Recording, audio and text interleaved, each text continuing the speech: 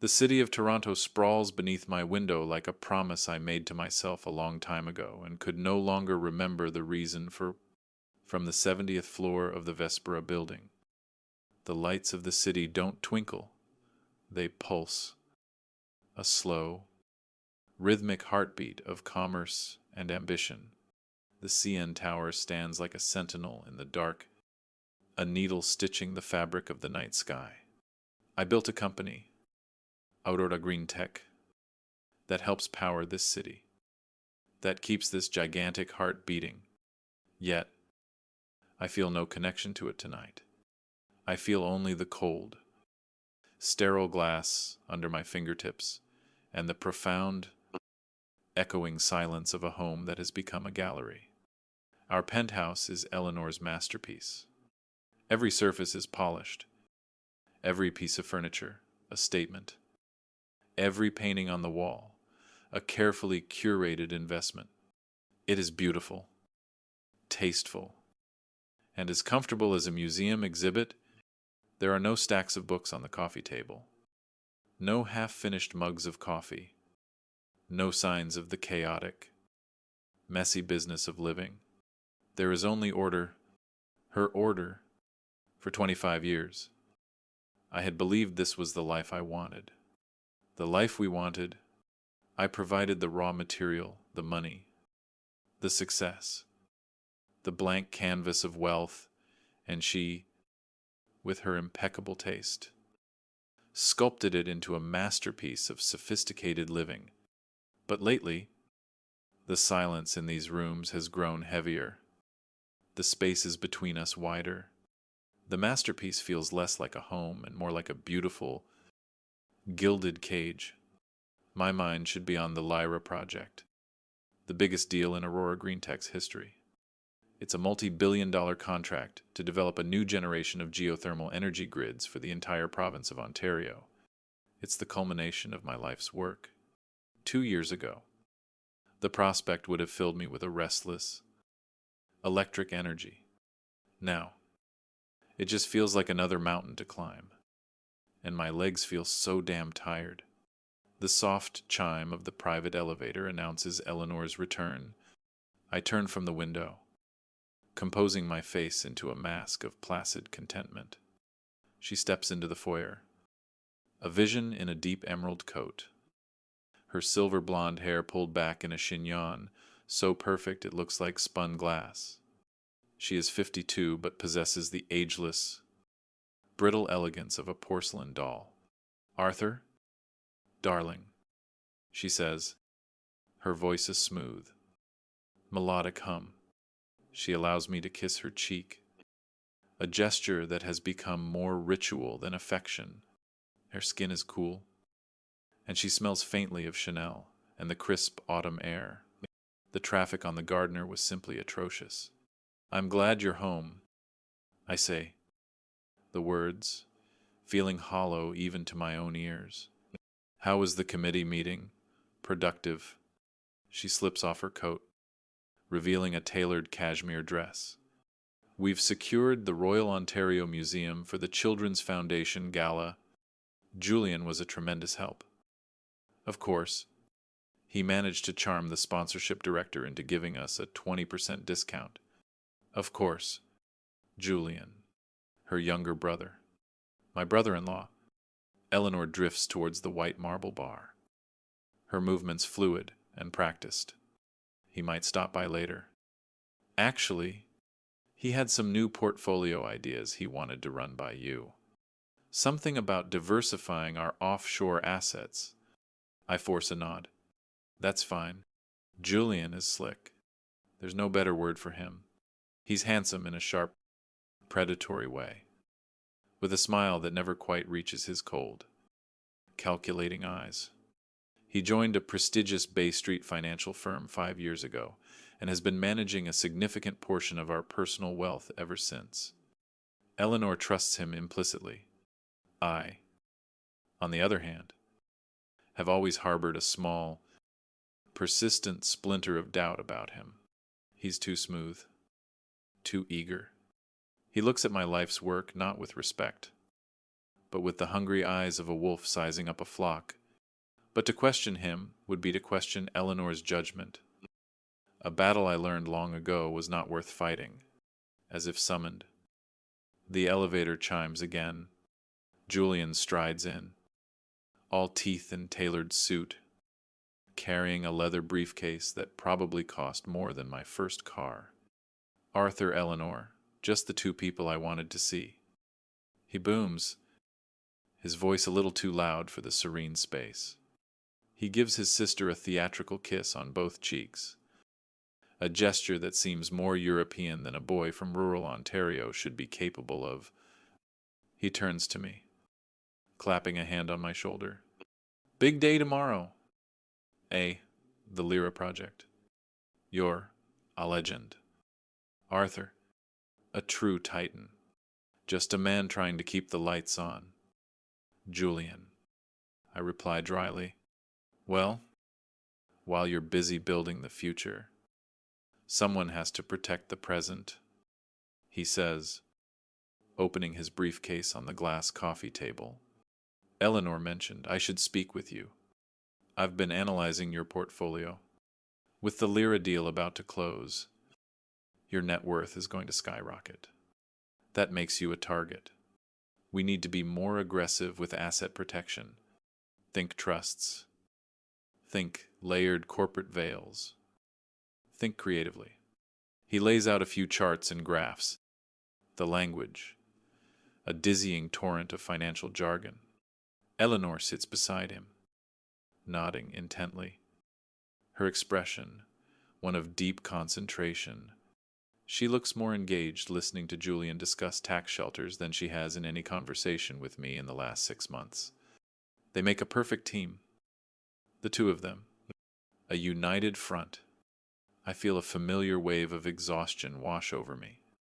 This is their world, the world of managing wealth. My world was in the creating of it. In the dirt and the steel. The schematics and the sweat. It sounds complicated. Julian, I say, rubbing my temples. Whatever you and your sister think is best. My mind is on Lyra right now. Julian's smile widens. It's a victor's smile. Of course. Arthur, you're the visionary. Don't you worry your brilliant head about the tedious details. That's what family is for. I excuse myself, claiming I need to take a call in my study. The lie comes easily. I just need a moment away from the suffocating perfection of it all. I close the heavy oak door of my office, the one room in the penthouse that feels like mine, and lean against it, my heart hammering for a reason I can't name. The murmur of their voices from the living room is a low, indistinct drone. I spend 20 minutes staring at schematics on my screen, not absorbing a single detail. My mind is a fog of unease. Finally, I decide I'm being ridiculous. I'm stressed. The deal is massive, and it's making me paranoid. I take a deep breath and open the door, ready to rejoin them, to play my part as the benevolent, slightly detached patriarch. But the scene in the living room stops me cold. They are huddled together on the sofa, their heads bent over Julian's laptop. The light from the screen illuminates their faces, casting them in a stark, conspiratorial glow. There are no charts or graphs on the screen now. It looks like a document, pages of dense text. As I take a step forward, Eleanor sees me. Her eyes widen, and with a speed that is startling, she snaps the laptop shut. The sound echoes in the silent room.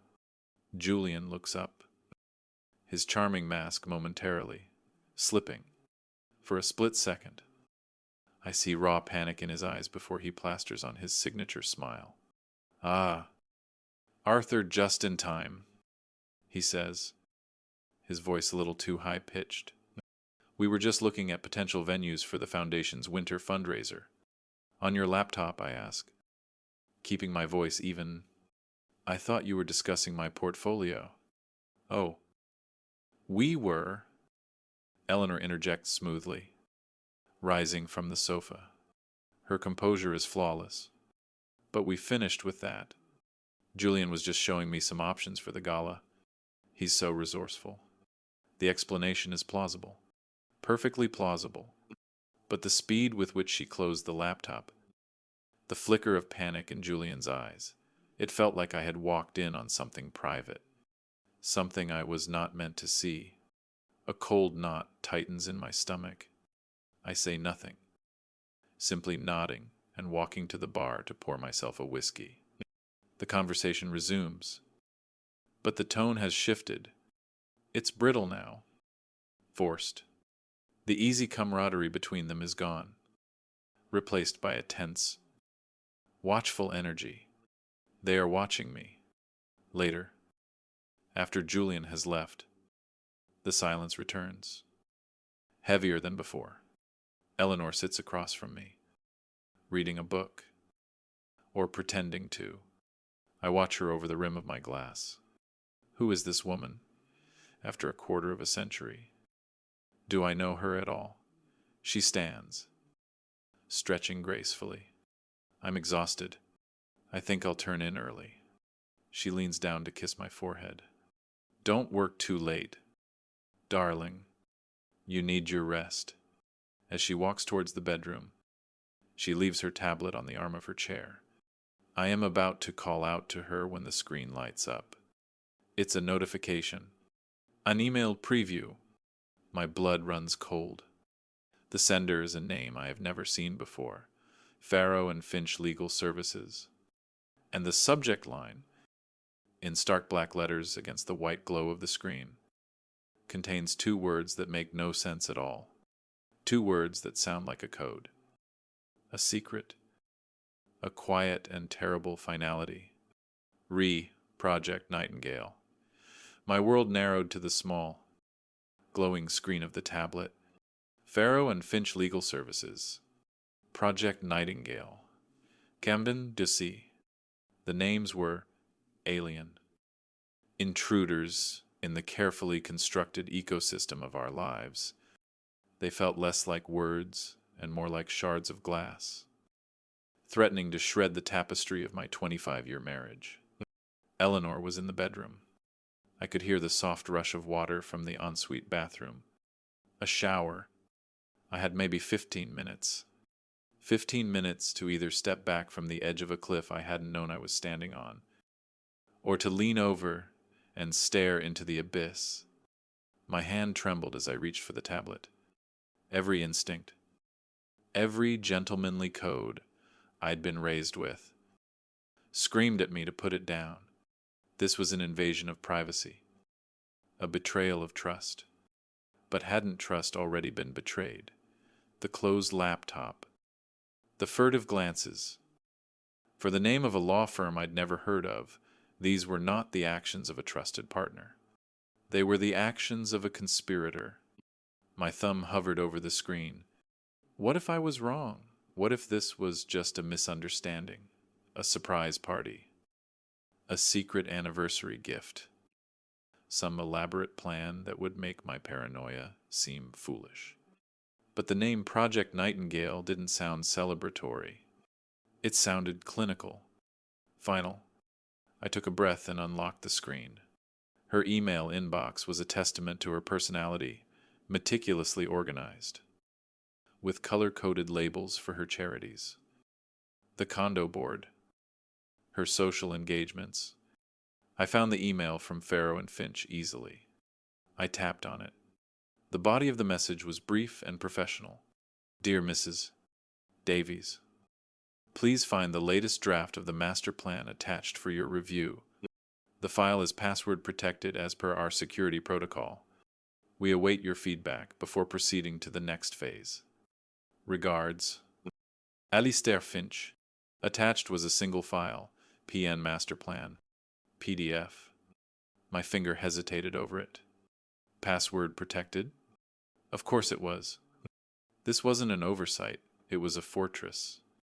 I tried to open it, and the password prompt appeared. A blank field waiting for a secret I didn't possess. My mind raced. What would she use? Not our anniversary. Too obvious. Not her birthday.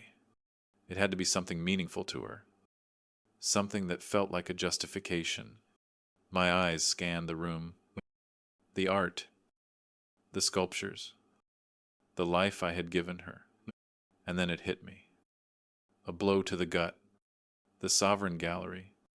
The place she'd worked as a junior curator when we met. The career she always claimed she had sacrificed for me. I typed it in, my fingers stiff and cold. Verein 25. The document opened. The title at the top of the first page read, Project Nightingale, a Strategy for Asset Protection and Personal Transition. It was a business plan.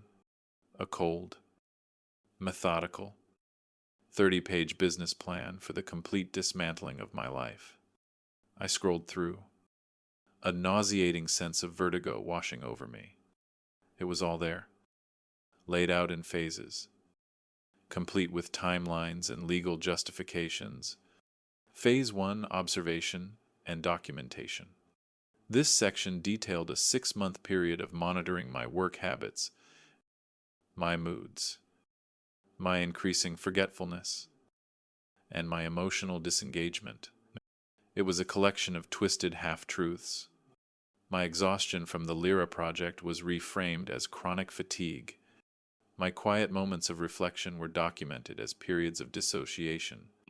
They were building a narrative, brick by brick, to paint me as a man losing his grip. Phase 2, securing power of attorney. This was the legal heart of the plan. Drafted by Julian, it outlined a strategy to convince me to sign over durable power of attorney to Eleanor, citing my declining mental state and the need to protect the company during the critical phase of the Lyra project. It came with a supporting document that made my blood freeze. It was a preliminary psychological evaluation, signed by a Dr. Alistair Finch, not a lawyer, but a psychiatrist. I'd never met this man in my life. The report was filled with clinical, devastating language, based on anecdotal evidence provided by his wife. The subject, Arthur Davies, exhibits clear signs of executive function, decline, and chronic burnout, lapses in memory, coupled with increased irritability and paranoid ideation, suggest a developing cognitive condition that warrants immediate intervention to prevent catastrophic financial and personal decisions. They were going to have me declared mentally incompetent. The final phase was the most brutal. Phase 3, asset liquidation and trust transfer. Once Eleanor had power of attorney, she was to begin a systematic transfer of my personal assets. My shares in Aurora Green Tech, our properties, everything, into a series of irrevocable trusts. The sole trustee and manager of these trusts, her brother, Julian. I felt the air leave my lungs. This wasn't just a divorce strategy to get half of my assets. This was a hostile takeover, a coup. They intended to take everything, leaving me with nothing but a fabricated diagnosis of a broken mind. At the very end of the document was an email chain between Eleanor and Julian, appended as part of their planning. Reading their words was like swallowing acid. Eleanor, he's more withdrawn than ever. He just stares out the window for hours. The Lyra project is consuming him. I genuinely believe he's starting to lose it. It's for the best. J, for everyone. Julian, patience. L, the old lion is tired. He's ready for his long rest. The doctor is on board and the paperwork is ironclad. Just keep playing the part of the concerned wife. By the time the deal closes, we'll be in full control. He won't even see it coming. And the last one, from Eleanor, sent just 2 days ago. The one that finally shattered the last vestiges of the man I used to be. Eleanor, 25 years of listening to him talk about geothermal conduits and corporate projections. 25 years of smiling at boring dinners and pretending to care. I've earned this. We've earned this. It's time to live our own lives. The tablet slipped from my numb fingers and clattered onto the thick rug, a soundless impact. I sat there, in the silent, perfect heart of my beautiful home, and felt the entire structure of my world collapse into dust. The woman I had loved, the life I had built, the future I had envisioned, all of it was a lie. A long, elaborate, and masterfully executed con. I sit here now, rereading these words. I saved. And I have to ask myself how it came to this. It's a story that feels impossible. A plot from a cheap thriller, not the quiet life of a Canadian businessman. If you're finding this as unbelievable as I did that night, do me a favor, hit that like button. Subscribe to the channel so you don't miss what happens next. It only gets more complicated from here. Let me know in the comments if you've ever felt that chilling sense of doubt about someone you trusted. Your engagement, your sharing of this story, lets me know I'm not just screaming into the void. That night, after the initial shock subsided, it was replaced by something else. A cold, terrifying clarity. The exhaustion I had felt for months vanished, burned away by a surge of pure, unadulterated adrenaline. They thought I was a tired old lion. They were about to find out that even an old lion has claws. I couldn't do this alone. I couldn't trust our friends. They were her friends. 2. I couldn't trust my business partners. This was too personal, too messy. The legal system. They had already twisted it to their own ends. My mind raced, searching for an anchor in the storm. And then, a name. A face. The one person in my life who had inherited my analytical mind, but also possessed a healthy dose of her mother's skepticism. The one person who had never been impressed by the money or the penthouse, only by the truth. My daughter, Chloe. I picked up my phone, my hand steady for the first time all evening. I found her number and pressed the call button. She picked up on the second ring, her voice warm but alert, the way it always was when I called late.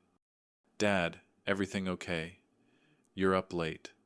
I had to force the words past the lump in my throat. My voice came out as a raw, strangled whisper. "Chloe, I need you." A pause.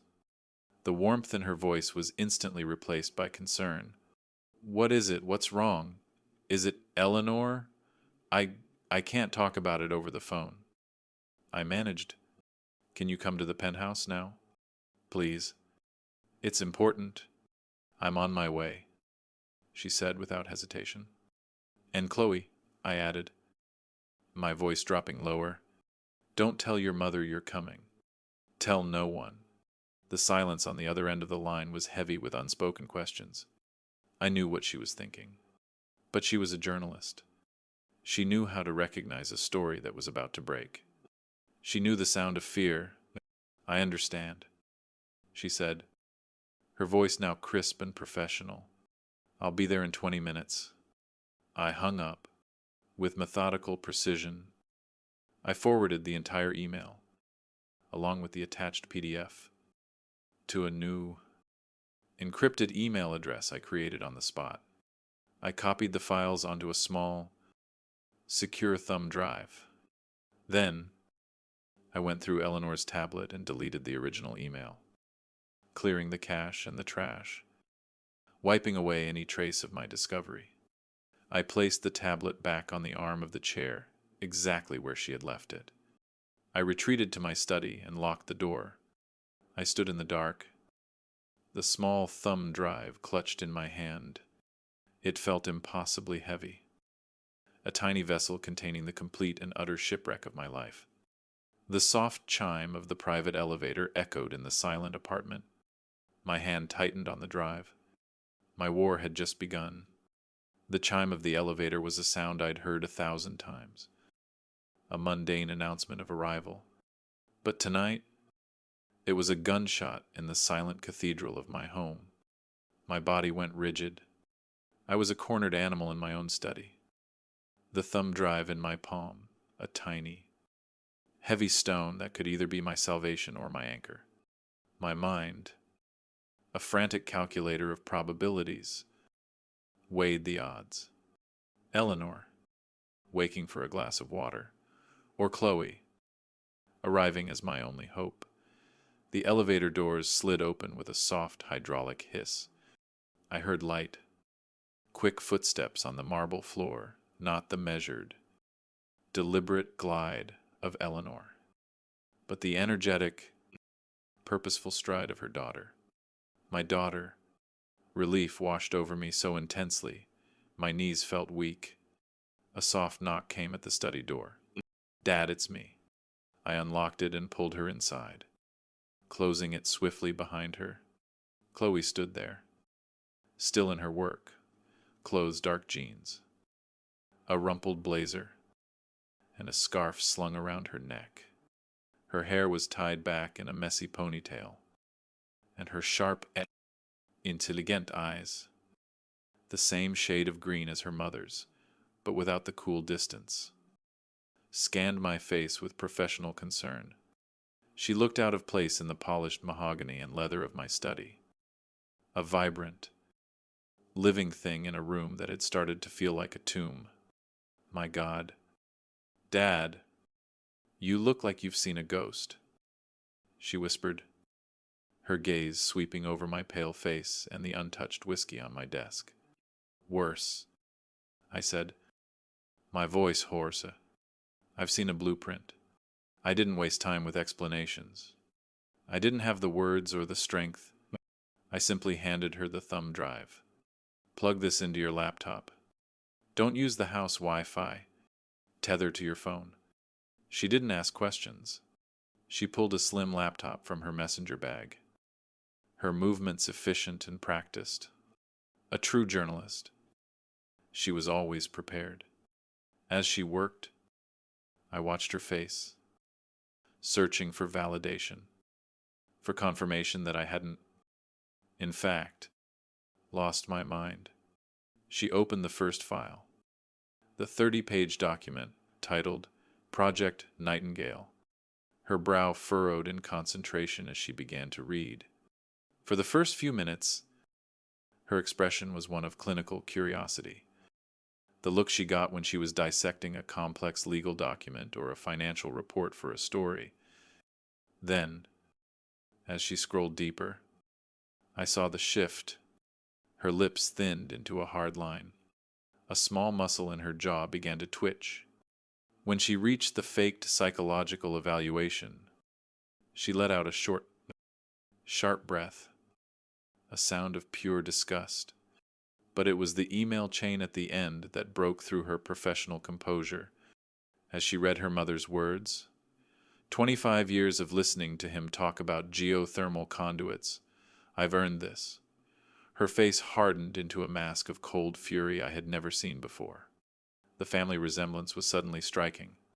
She had her mother's features, but right now, she had my anger in her eyes. She finished reading and closed the laptop, her movements slow and deliberate. She looked up at me, and for the first time, I saw not just a daughter, but a formidable ally. "When did you find this?" she asked, her voice dangerously quiet. "An hour ago." On her tablet, I saw a notification by accident. "Does she know?" I erased my tracks. "I think.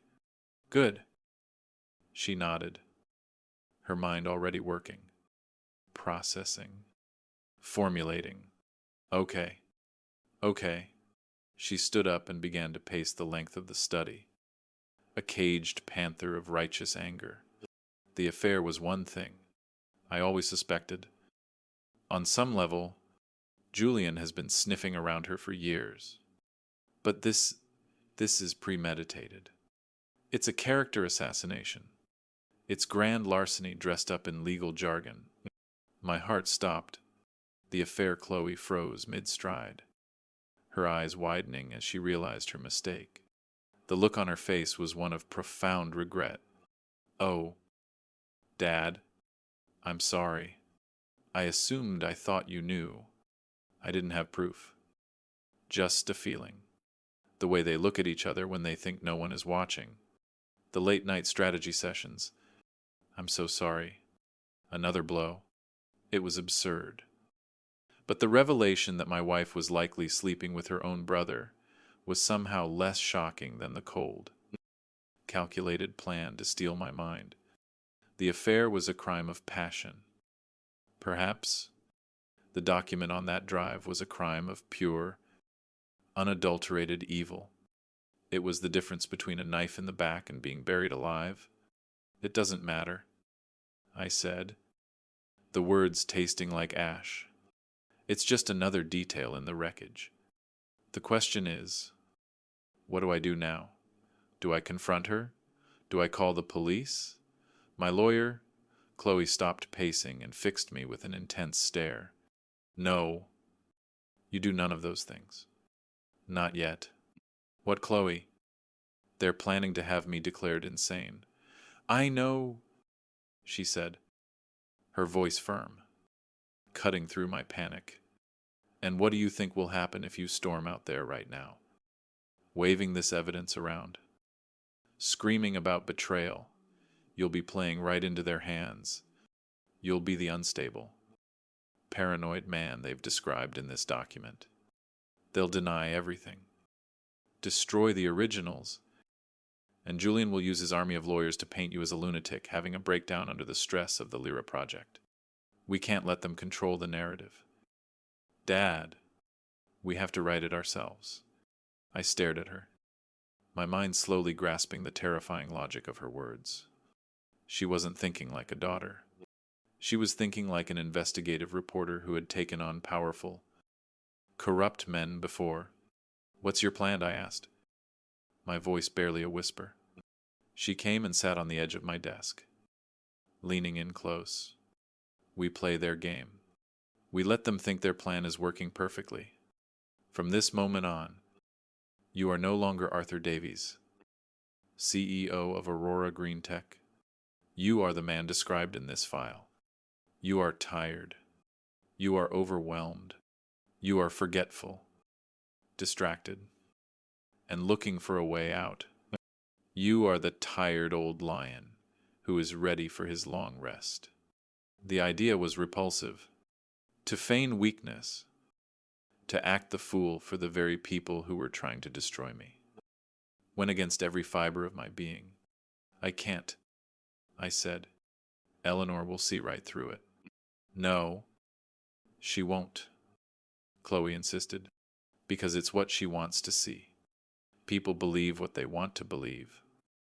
Dad, you are going to start confiding in her. You'll tell her the Lyra project is too much. You'll mention that Julian's ideas about asset management are starting to make sense. You are going to let them walk you right into their own trap. And you are going to make them feel so confident, so utterly secure in their victory, that they get careless. And while I'm playing the part of the doddering fool, I asked. A grim smile touched Chloe's lips.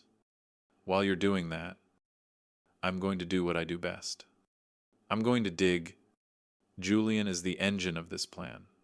He's arrogant, and arrogance leaves a trail.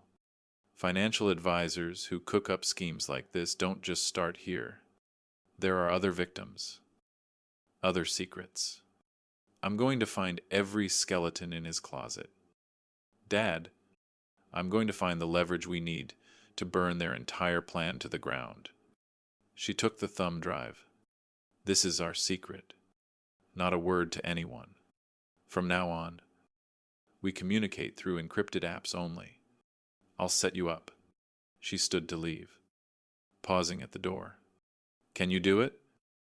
Dad, can you play the part? I looked at her. My daughter. Fierce and brilliant and loyal. She was the one true thing left in my life. For her, I could do anything. I'll win an Oscar, I said. After she left, I sat in my study until the first gray light of dawn began to creep over the city. The shock had receded, leaving behind a cold, hard diamond of resolve in my chest. Chloe was right. This was not a fight to be won with emotion. It was a war to be won with strategy. I was no longer a husband. I was an actor. I was an undercover agent in my own life. The next morning, I began my performance. I found Eleanor in the sun-drenched breakfast nook, sipping her tea and scrolling through her own tablet, not the one that held my death sentence. She looked up as I entered, her smile as bright and artificial as the silk orchids on the table. "Good morning, darling," she said. "You look tired." It was the perfect opening. I slumped into a chair, letting out a long, weary sigh that came more naturally than I would have liked. I rubbed my eyes and loosened my tie, gestures I rarely made. "I didn't sleep well," I said, letting my voice sound gravelly, thinking about this Lyra deal. It's a monster." Her expression shifted to one of perfect, practiced concern. She reached across the table and placed her cool hand on mine. "I've been worried about you, Arthur. You're pushing yourself too hard." "Maybe," I mumbled, staring into my coffee cup. "You know what Julian was saying last night about protecting our assets, about simplifying things. I keep thinking about it." I looked up, making sure to meet her eyes, to let her see the manufactured weariness in them. "I'm just so tired. Elle, for the first time in my life, I feel old." I watched her closely. It was a flicker, so fast that if I hadn't been looking for it, I would have missed it entirely. A flash of triumphant light deep in her green eyes. It was there for a fraction of a second before it was expertly masked by a look of profound sympathy. "Oh, Arthur," she cooed, her grip on my hand tightening. "Don't say that, but you need to know if you are feeling overwhelmed. You don't have to carry this burden alone. Julian and I, we are here for you. Whatever you need." The trap was set. The bait was taken. I had to use every ounce of my self-control not to recoil from her touch. I simply nodded, looking down at my coffee like a defeated man. "I know," I said softly. "Thank you." She believed me. The curtain had risen on the first act of my final performance, and my leading lady had no idea that I had already read the end of the script. The weeks leading up to the meeting were the longest of my life. I moved through my days like a ghost, haunting the halls of my own company, the rooms of my own home.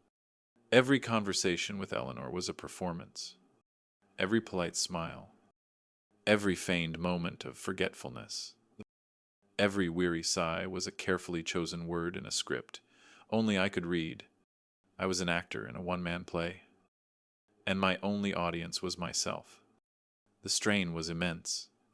I felt a constant, grinding tension in my jaw, a knot in my stomach that never loosened. The man in the mirror looked older, his eyes shadowed with a secret, righteous fury. Chloe and I spoke only through encrypted channels. Her updates were sporadic but potent. She was deep in the digital weeds of Julian's life, following money trails, cross-referencing corporate filings, and making quiet calls to old sources. "He's sloppy," she'd typed one night. "Arrogant people always are. He thinks he's invisible." Her words were a lifeline, a reminder that the charade had a purpose, that an endgame was approaching. The day of the meeting arrived. Crisp, brilliantly clear Toronto morning. I chose my suit with care, not one of my usual power suits, but an older, slightly looser, gray one. I wanted to look the part of a man diminished, a man ready to surrender, The law offices of Farrow and Finch occupied the top 3 floors of a glass and steel monolith on Bay Street. The reception area was a symphony of beige marble, muted lighting, and intimidatingly expensive art. It was a space designed to communicate power and to make clients feel insignificant. They led me to a corner conference room with a panoramic view of the city I had helped build. Eleanor and Julian were already seated at the head of a long, polished granite table. They rose as I entered, their faces masks of deep, solemn concern. Eleanor, elegant in a navy blue dress, rushed to my side, taking my arm. "Arthur, darling, are you all right? You look so pale." Her performance was flawless. Julian, looking sharp and somber in a charcoal suit, clasped my hand with both of his. "Arthur, thank you for coming. I know this is difficult, but it's for the best." Truly. A third man, whom I presumed was Alistair Finch, stood and offered a soft, clammy hand. He was in his late 60s, with thinning silver hair and the condescendingly patient air of a man who believes he is always the smartest person in the room. "Mr. Davies, a pleasure. Please, have a seat. We're here to help you navigate this transition." I allowed Eleanor to guide me to a chair directly opposite them. I felt like a prisoner at his own sentencing. The trap was set. They watched me, their eyes filled with a mixture of pity and predatory anticipation. Finch began, his voice a smooth, patronizing drone. "Arthur," he said, leaning forward as if speaking to a frightened child. "As we've discussed with Eleanor, your health is our primary concern. The immense pressures of the Lyra project, coupled with the natural stresses of, well, of your age and position, have clearly taken a toll. There is no shame in admitting one needs help. This is not about taking anything away from you. It is about protecting what you have built." He slid a thick sheaf of documents across the table. "This is a durable power of attorney, with a secondary health care directive. It simply empowers Eleanor to act on your behalf in financial and medical matters, to lift this tremendous burden from your shoulders so that you can focus on resting and recovery." I stared at the documents. My signature, my surrender, was all that was needed to activate the guillotine. I picked up the top page, pretending to read, my eyes scanning the dense legal text without seeing a word. I could feel their collective gaze on me, willing me to sign. I let the silence stretch, then looked up, fixing Finch with a gaze I hoped looked more confused than calculating. "It's a lot to take in," I murmured. "I'm not sure I understand all of this." "Of course not," Julian interjected smoothly. "It's complex. Arthur, that's why you have us. We've been through it with a fine-tooth comb. It's standard. It's safe." Eleanor placed her hand on my arm. "It's just to help you, darling, just until you're feeling like yourself again." I looked at her, at this stranger I had shared a bed with for 25 years, and felt a profound, Arctic coldness. I picked up the heavy, gold-plated pen Finch had placed beside the documents. I uncapped it. Their work was done. Victory was a single stroke of ink away. I could see the triumphant glint in Julian's eyes, the subtle relaxation of Eleanor's shoulders. I held the pen over the signature line.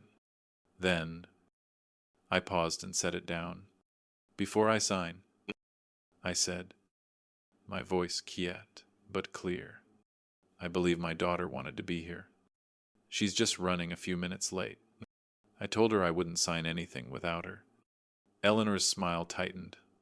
"Arthur, this is a private family matter. There's no need to involve Chloe. She is my daughter," I said, a hint of my old authority creeping into my voice. She is family. As if on cue, the heavy glass door of the conference room swung open. Chloe strode in. She was dressed in a sharp, dark pantsuit. Her hair pulled back. Her expression, all business. But she was not alone. Beside her was a woman in her 40s with piercing eyes and an aura of unshakable confidence that made Alistair Finch look like an amateur. Eleanor and Julian stared, their perfectly composed expressions faltering for the first time. This was not part of their script. "Apologies for the interruption," Chloe said, her voice ringing with clarity in the tense room. She walked to my side and placed a supportive hand on my shoulder. "I'm Chloe Davies, and this is my father's legal counsel, Miss Tanaka." Miss Tanaka gave a curt, sharp nod to the room, her eyes lingering for a moment on Finch, who looked as if he'd just swallowed a mouthful of sour milk. "Dad," Chloe said, turning to me, "before you sign anything, I think there are a few other documents that everyone in this room needs to review." She hefted a thick, binder-clip dossier from her briefcase and dropped it onto the center of the table. The sound echoed like a gavel. "What is the meaning of this?" Finch sputtered, regaining some of his composure. "This is a private consultation. It's about to become a criminal investigation," Chloe replied coolly. She tapped the dossier. "This is a file I've compiled on the professional and personal activities of Mr. Day. Julian Croft." Julian's face went white. Chloe began, her voice crisp and factual, like she was reading a news report. "It details, among other things, gambling debts totaling over $200,000 to an unlicensed online bookie based in Costa Rica. It also details the creation of 2 shell corporations in the Cayman Islands, which he has been using to hide undeclared income." She flipped open the binder. "But most importantly, it contains signed and notarized affidavits from 2 of Mr. Croft's former clients, a Mr. and Mrs. Albright, aged 82 and 79. They allege that over a period of 18 months, Mr. Croft systematically embezzled over $500,000 from their retirement portfolio. We have the bank statements to prove it. The transfers matched deposits into one of his Cayman accounts." Julian looked like he couldn't breathe. He stared at Chloe, his mouth opening and closing silently. "And then," I said, my voice now strong and steady, "there's the matter of this." I reached into my jacket pocket and pulled out a small digital audio recorder, placing it on the table. "This is a recording I made in my own home.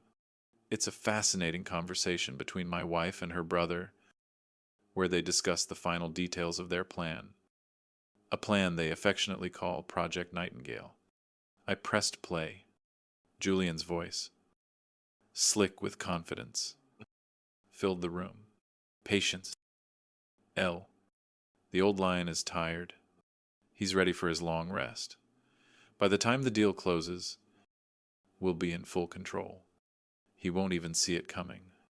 Then Eleanor's reply, dripping with venom and entitlement. 25 years I've earned this. We've earned this. It's time to live our own lives."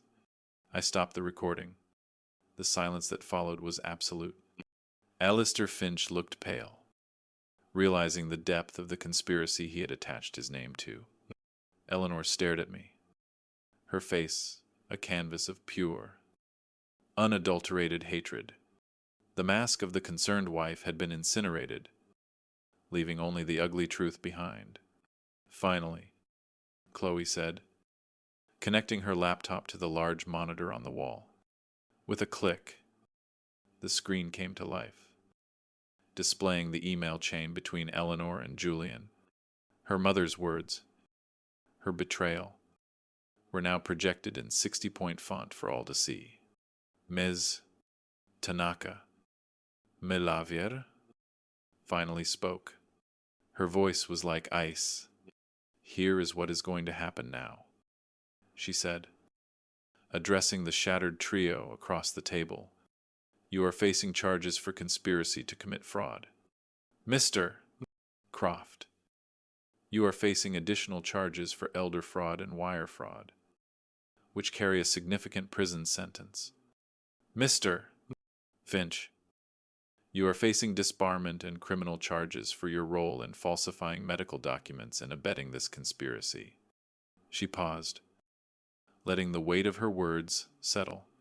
"However, my client is a private man. He would prefer to avoid a public spectacle. So, you have one option. Mr. Croft and Mrs. Davies will produce a full recorded confession. Right here, right now, detailing the entire conspiracy from its inception. In exchange, Mr. Davies will agree to handle this as a civil matter. Faced with irrefutable proof and the very real threat of spending years in prison, Julian broke.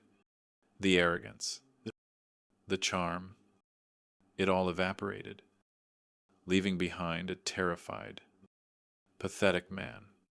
It was her idea, he stammered, pointing a shaking finger at his sister. She came to me. She said he was losing it, that we had to do something to protect the family fortune. I was just trying to help. His confession spilled out. A pathetic, sniveling torrent of excuses and blame. He admitted to everything: the fake evaluation, the plan to seize control, the affair. He laid the entire conspiracy at his sister's feet.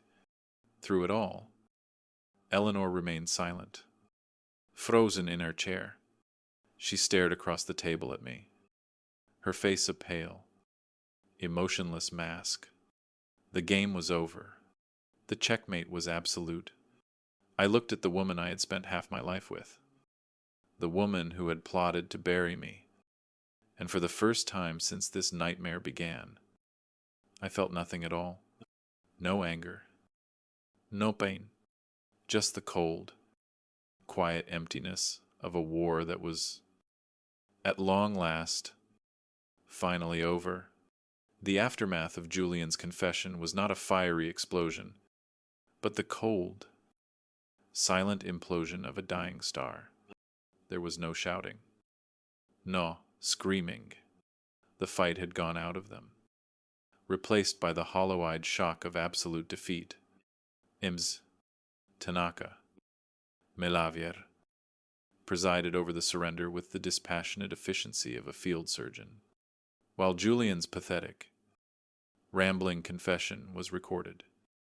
Eleanor sat as still as the marble statues she so admired. Her face was a blank canvas, wiped clean of all emotion. She did not cry. She did not rage. She simply watched me, her green eyes, two chips of ice. When Miss Tanaka slid the divorce settlement across the table, a document that brutally and efficiently severed our lives based on a fidelity and good faith clause in our prenup that her conspiracy had utterly voided, she signed it with a steady hand. Her signature was the last thing she would ever take from me. As she stood to leave, flanked by a disgraced Alistair Finch, who was no doubt calculating the cost of his own impending ruin, she paused by my chair. I braced myself for a final, venomous word. She leaned in, her voice a barely audible whisper, devoid of all its former melodic charm. "You were always weak, Arthur," she hissed. "You just never knew it." It was the only epitaph she could offer our 25 years together, a final, desperate attempt to reframe her loss as a flaw in my character. I didn't respond. There was nothing left to say. I just watched her walk out of the room, out of the building, and out of my life. Stepping out of the law firm and onto the bustling pavement of Bay Street was like surfacing from a deep, cold dive. The September air was crisp. The sky was a brilliant, cloudless blue, and the city hummed with the vibrant, chaotic energy of life. Chloe stood beside me, the wind catching a stray strand of her hair. For a long moment, we just stood there, letting the sun warm our faces. Two survivors on the shore of our own shipwreck. "So," she said finally, air voice soft. "What now?" I looked at my daughter. Her face etched with a concern that was entirely for me, and I felt a surge of gratitude, so powerful it almost brought me to my knees. "Now," I said, a genuine smile touching my lips for the first time in what felt like a lifetime. "We go get the best damn lunch in Toronto." In the weeks and months that followed, the debris of my former life was cleared away with quiet, legal precision, the gears of justice. Once Chloe had pointed them in the right direction. Ground exceedingly fine. Julian's fall was as swift as it was total. The Albrights, armed with Chloe's evidence, filed a lawsuit that stripped him of his remaining assets. The Ontario Securities Commission permanently revoked his license, and he faced a cascade of legal battles from other clients Chloe's investigation had quietly uncovered. The last I heard, he was working as a clerk in a hardware store in a small town in Manitoba, a ghost haunted by the life he had tried to steal. Eleanor's punishment was quieter, but perhaps more profound. As per our agreement, she was left with only the modest settlement stipulated in the prenup for a case of gross infidelity, enough to live comfortably, but not nearly enough to maintain the lavish lifestyle to which she felt entitled. The penthouse, the art collection, the country club memberships, the life, it was all gone. Her social circle, a constellation of fair-weather friends who orbited the gravity of my wealth, evaporated overnight. Whispers on the charity circuit were merciless. She was a pariah. In the world she had worked so hard to conquer, she sold the few pieces of jewelry she was left with and moved into a small, anonymous condo in Yorkville. Her prison was not one of bars, but of obscurity. For my part, I had to navigate the quiet, curious glances of friends and colleagues. I never told the full story. To do so would have felt like a cheap victory, a gloating dance on the grave of my own history. When asked, I simply said that Eleanor and I had irreconcilable differences. Those who knew me well understood that for a man like me, a betrayal of trust was the most irreconcilable difference of all.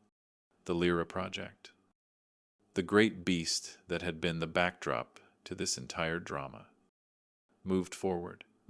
I threw myself into the final negotiations with a renewed focus. But something inside me had shifted.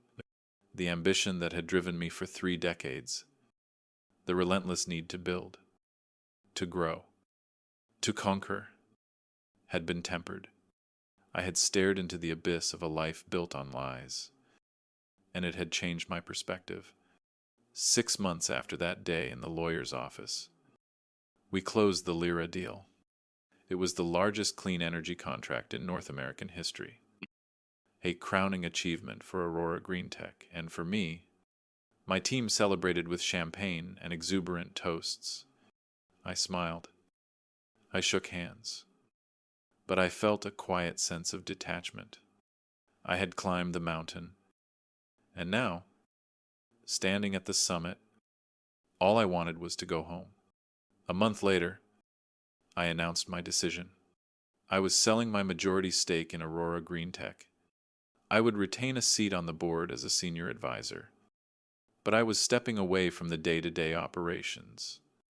The news sent ripples through the financial world, but for me, it felt like the most natural thing I had ever done. I had spent my life building a kingdom. Now, I wanted to build a legacy. That legacy began, as all the best things in my life now did, with a conversation with Chloe. We were sitting in the near-empty living room of the penthouse. Most of the furniture, the art, The artifacts of my life with Eleanor had been sold at auction, the proceeds donated to a women's shelter. The rooms, once so full of cold, curated perfection, were now vast and empty, echoing with possibility. So, what's the first thing a newly liberated titan of industry does with his freedom? She asked, sipping a cup of tea. First, I said, pulling a notebook from my briefcase. He starts a foundation. I slid the notebook across the floor to her. On the first page, I had written a name, the Davies Foundation for Ethical Innovation. She read it and looked up, a slow, beautiful smile spreading across her face. Tell me more. It will have 2 pillars, I explained, my voice filling with an excitement I hadn't felt in years. The first pillar is the Chloe Davies Grant for Investigative Journalism. We will fund reporters who are doing the hard work, the thankless work, of holding power to account. People like you, who believe in the truth. Tears welled in her eyes, and she quickly blinked them away. And the second pillar, the Arthur Davies Initiative for Sustainable Technology, will fund the next generation of innovators, the dreamers, the ones with crazy ideas in their garages who just need a chance, like I did all those years ago. But we'll back projects that are not just profitable. But ethical. Technology that helps people, that heals the planet. It was all there. A new purpose, forged in the fires of betrayal. A way to turn the ugliest chapter of my life into something beautiful and lasting. A way to build something real with the one person who had been real with me all along. A year to the day after I first saw the words, Project Nightingale. Chloe and I stood on the empty balcony of the penthouse for the last time before the new owners took possession. The late afternoon sun cast long shadows across the city, and the waters of Lake Ontario shimmered like a sheet of hammered silver. We just approved our first grant, Chloe said, leaning against the railing. A young journalist in Vancouver. She's investigating corruption in the logging industry. It's a dangerous story. Your money is going to give her the resources and protection she needs to tell it. Good, I said, feeling a quiet pride that was deeper and more satisfying than any corporate victory. And the tech initiative. We have 3 finalists. One is a group of university students who've developed a low-cost water purification system for remote communities. Their prototype is brilliant. We stood in comfortable silence, watching the city lights begin their nightly ascent. The view was the same one I had stared at a year ago, lost in a fog of weary disconnection. But tonight, it looked different. It was no longer a monument to my own lonely success. It was a community, a network of 1,000,000 different stories. And I was finally, truly a part of it again. I had lost a wife, a brother-in-law, and 25 years of my life that I now knew to be a lie. But I had gained a daughter in a way I never had before. I had gained a purpose that extended beyond a balance sheet. And I had gained myself back, not the Titan, not the CEO, but Arthur Davies, a man who had faced the worst of betrayals and had chosen not to be broken by it. I looked at Chloe, her face illuminated by the soft glow of the twilight, and I knew that my future was not in this empty penthouse or in the company I had built. It was right here, standing beside me. Together, we were going to build something that would last. Thank you for following along with Arthur's story. What's the biggest lesson you took away from this journey? Let us know your thoughts in the comments. If you enjoyed this story, please support us with a like, a share, and hit subscribe to discover more compelling stories with us.